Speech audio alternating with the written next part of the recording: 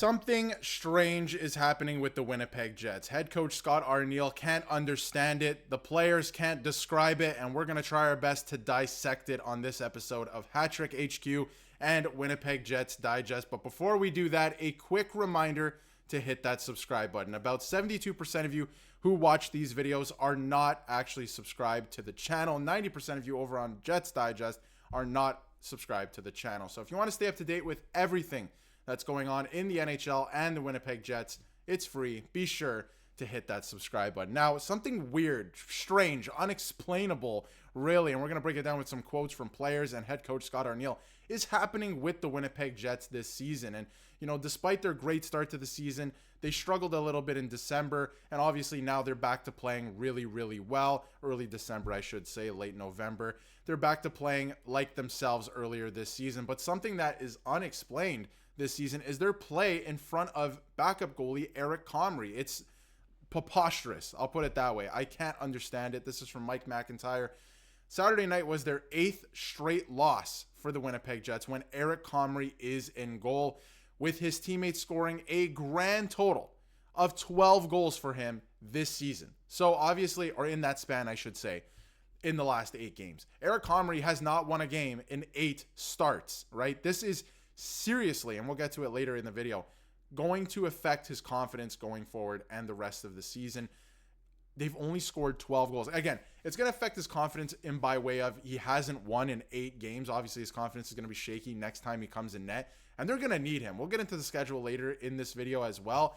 They're going to need him coming up, and they need him anyway, right? Connor Hellebuyck can't do everything, and he has been doing a lot so far this season. The offense is carried at times, and Connor Hellebuyck is carried at other times. And obviously, when you have Connor Hellebuyck on your team, you're going to win more games than you lose. But Eric Comrie coming in relief, they need to pick up some wins when he's in net, and they have not been doing that. Again, they're giving him no support. And this is from Scott Arniel on the Eric Comrie situation, or whatever you want to call it, he has been playing well. I will say that as well. We'll get into his stats in just a second.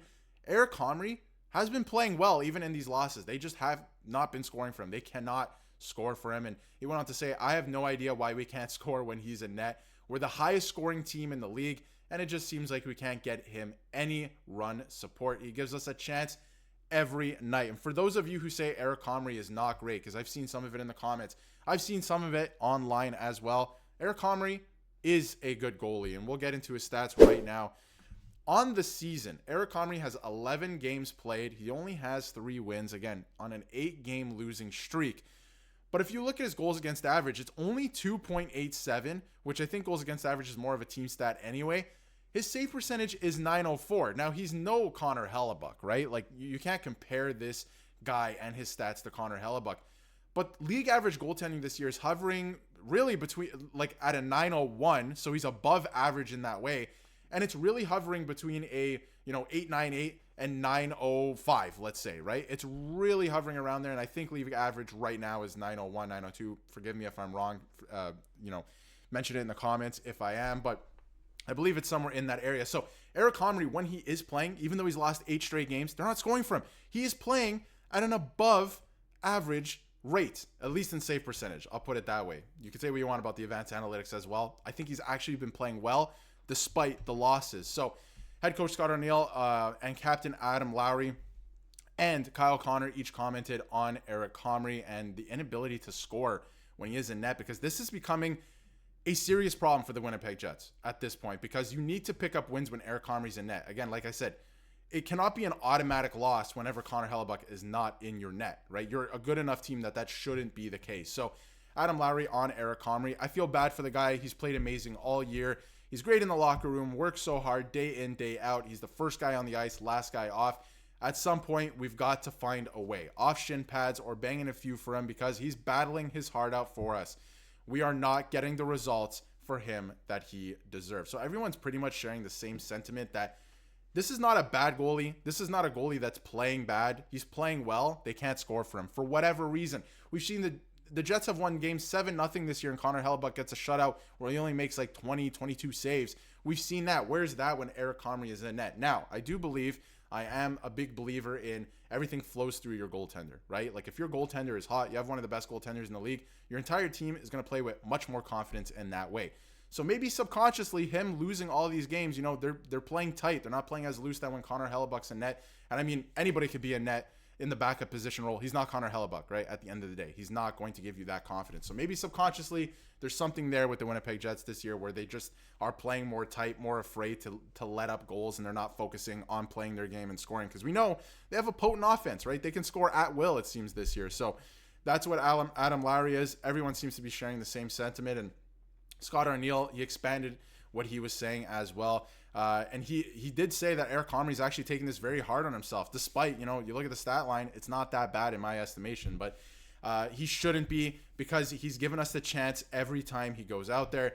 Guys are great with him. They really are. They really are. And they know that they've got to get him some run support. Hopefully we have one of those ones where we break out big time, where we can get him that win by us supporting him with some goals. They're just not scoring when he's in net. I mean, 12 goals in the last 8 games when Eric Comrie's in net. That's not good enough, especially for this team. This team that we know to be, again, high-octane offense all year long, especially the power play was clicking at an unbelievable rate. Earlier in the season, pretty much still is right now. And he went on to say he's extremely popular in the room. He's one of the last guys off the ice.